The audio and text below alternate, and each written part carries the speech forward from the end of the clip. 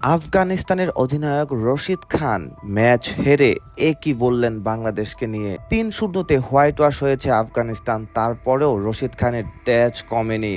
যখন ম্যাচ শেষে পুরস্কার বিতরণী অনুষ্ঠানে উপস্থাপক তাকে জিজ্ঞেস করলেন, আপনারা নিজেদেরকে এশিয়ার দ্বিতীয় সেরা দল ভাবতেন, অর্থাৎ ইন্ডিয়ার পরেই আপনারা আপনাদেরকে ভাবতেন সেরা দল, কিন্তু একই অবস্থা বাংলাদেশের কাছে 3-0-তে, তাও আপনাদের পছন্দের ফরম্যাট টি-20-তে হোয়াইট ওয়াশ হয়েছেন।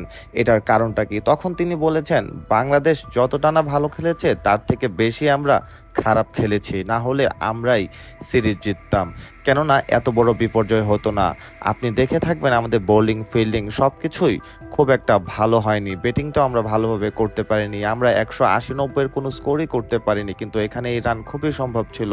কাজেই তিনি বাংলাদেশকে যতটা না ক্রেডিট দিয়েছেন তার থেকে বেশি নিজেদের ব্যর্থতার কথাই বলেছেন।